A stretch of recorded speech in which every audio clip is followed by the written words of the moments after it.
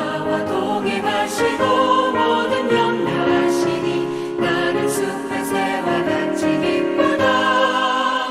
내가 기쁜 마음으로 주의 뜻을 행하면 주의 영이 함께함이라.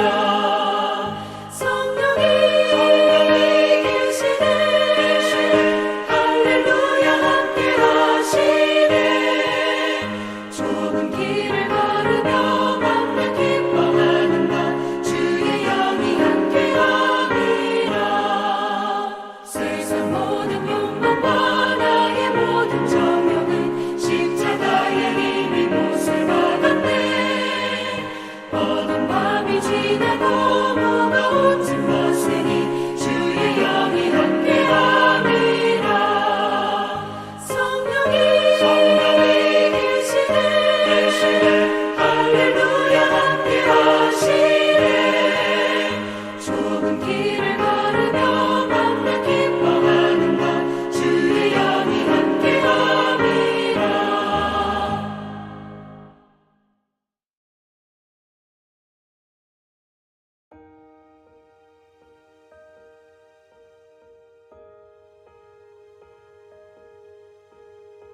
그러므로 형제들아, 우리가 빚진 자로 돼 육신에게 져서 육신대로 살 것이 아니니라. 너희가 육신대로 살면 반드시 죽을 것이로되 영으로서 몸의 행실을 죽이면 살리니 무릇 하나님의 영으로 인도함을 받는 사람은 곧 하나님의 아들이라. 너희는 다시 무서워하는 종의 영을 받지 아니하고 양자의 영을 받았으므로 우리가 아빠 아버지라고 부르짖느니라. 성령이 친히 우리의 영과 더불어 우리가 하나님의 자녀인 것을 증언하시나니 자녀이면 또한 상속자 곧 하나님의 상속자여 그리스도와 함께한 상속자니 우리가 그와 함께 영광을 받기 위하여 고난도 함께 받아야 할 것이니라. 샬롬, 주님의 평화가 예배하는 우리 모두에게 깃들기를 소망합니다. 창조절 둘째 주간 토요일을 맞았습니다. 선물로 열어주신 이 하루도 새롭게 하시는 창조주의 그 능력 안에서 하나님의 형상다운 믿음의 여정 이어가시기를 주님의 이름으로 축복합니다. 우리는 사도 바울이 로마에 있는 교회들에게 보낸 서신서를 통해 주신 하나님의 말씀을 묵상하고 있습니다. 오늘 함께 받은 말씀에서 바울은 성도가 더 이상 죄의 종이 아니라 성령의 인도함을 받는 사람의 하나님의 아들, 곧 하나님의 자녀임을 선포합니다.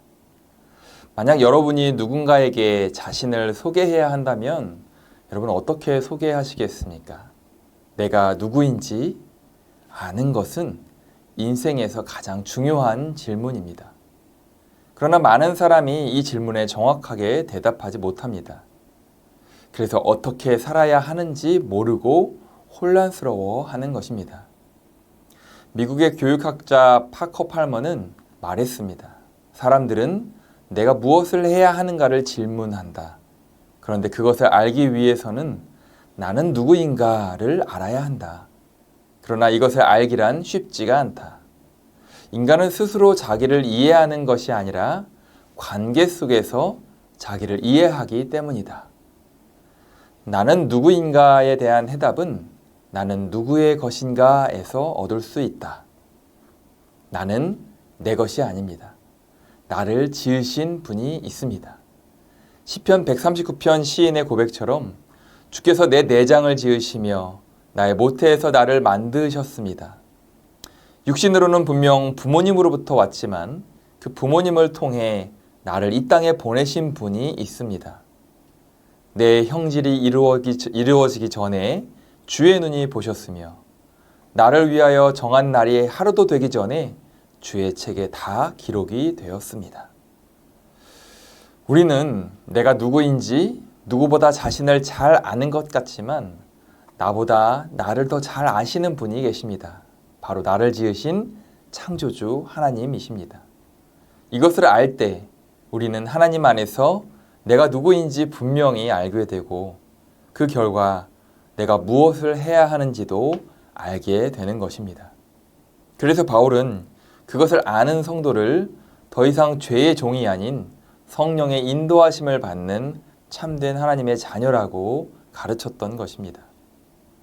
그렇다면 오늘 우리는 어떻게 죄의 종이 아닌 하나님의 자녀로 살 수 있을까요? 12절에서 빚진 자로 번역된 헬라어는 오페일레테스인데 어떤 행동을 해야 하는 의무를 가진 자를 의미합니다. 이것의 동사 형태인 오페일로는 반드시 이행해야 할 의무가 있음을 의미합니다. 그러므로 새로운 존재가 된 성도들은 과거처럼 육체의 일을 따라 육체로 살면 안 되고 그리스도로 인해 도래한 새로운 시대에 맞는 영적 몸부림으로 삶을 살아내야만 하는 것입니다. 바울은 영으로 새롭게 된 자들, 영으로 인도함을 받는 자들이 곧 하나님의 아들이라고 말합니다. 행위를 통해 하나님의 아들이 되는 것이 아니라 영으로 인도받는 새로운 시대의 원리를 따라 살아가는 모습이 하나님의 자녀가 되는 증거라고 설명합니다. 물론 하나님은 그리스도 이전 시대에도 선한 행위를 요구하셨고 그리스도 이후 새로운 시대에도 선한 행위를 여전히 요구하십니다. 달라진 것은 선행으로 구원받는 것이 아니라 예수 그리스도를 구주로 영접하고 구원받은 후 존재의 변화를 경험한 자들의 삶에서 자연스럽게 선한 행위가 드러나는 것입니다. 그러나 이 또한 하나님의 영으로 인도받을 때 가능합니다. 우리가 하나님을 인도하는 것이 아니라 하나님의 인도하심을 받아 우리가 순종하게 되는 것입니다. 이것이 가능한 이유는 성령의 조명하심과 또 감동케 하심을 수용할 때 육체의 악한 행실들을 죽일 수 있기 때문입니다. 그래서 바울은 14절에서 무릇 하나님의 영으로 인도함을 받는 사람이 곧 하나님의 아들이라고 말씀한 것입니다. 또한 바울은 성도가 하나님을 무서워하는 종의 영이 아니라 양자의 영을 받았다라고 합니다. 그 결과 우리는 하나님을 친히 아빠, 아버지라고 부를 수 있게 되었습니다. 할렐루야. 이것이 왜 중요하냐면 고대 유대교적 배경에서 하나님의 아들로 불리는 이들은 아브라함과 모세처럼 특별한 사람들에게 국한되어 있었습니다.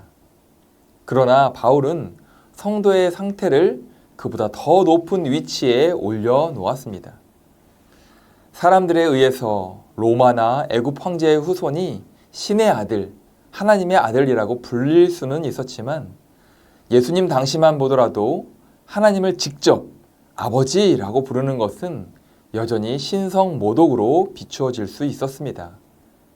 그런데 바울은 성도가 스스로 하나님을 아빠, 아버지라고 부를 수 있게 되었다라고 선포합니다. 이것은 주인을 두려움의 대상으로 여기는 종의 관점과는 전혀 다릅니다. 아버지를 친밀하게 느끼는 아들의 입장인 것이죠. 하나님은 우리의 아버지시고 우리는 그분의 자녀입니다.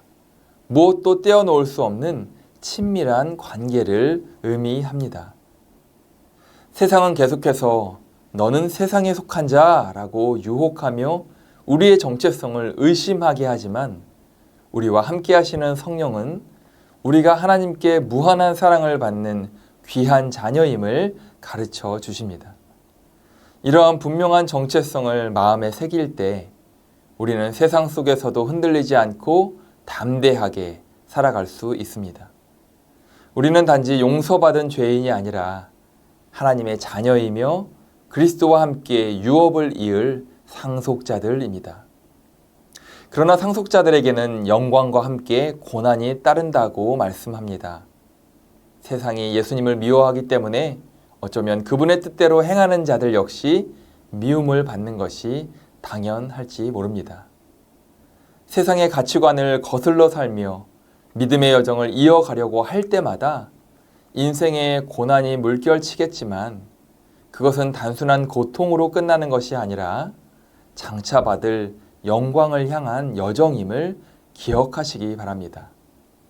고난 속에서도 성령은 우리와 함께 하셔서 그 과정을 통해 우리가 예수님을 닮은 자로 성장할 수 있도록 우리를 빚어 가시는 것입니다. 고난을 마주할 때 잠시 낙심될지라도 완전히 절망의 늪에 빠지지는 마시고 오히려 고난을 통해 장차 우리에게 주어질 영광을 바라보기 원합니다. 하나님은 고난 가운데서도 우리를 혼자 두지 않으시며 마침내 우리를 영광의 자리로 인도하실 것입니다. 이것이 바울을 통해 하나님의 자녀들에게 주신 아버지의 약속입니다. 선물로 허락하신 이 하루도 이 놀라운 진리를 마음에 새기며 종이 아닌 하나님의 자녀로서 담대하게 주어진 믿음의 여정 이어가시기를 주님의 이름으로 축원합니다. 이 시간 함께 기도하겠습니다. 먼저 기도할 제목은 주인을 두려워하는 종이 아닌 아버지와 친밀한 아들로서의 자녀로서의 정체성으로 담대하게 살아가는 하루 되게 하옵소서. 두 번째 기도할 제목은 한 영혼을 구원하시려는 하나님 아버지의 마음을 품고 행복 축제를 준비하게 하옵소서. 우리 함께 마음 모아 기도하겠습니다.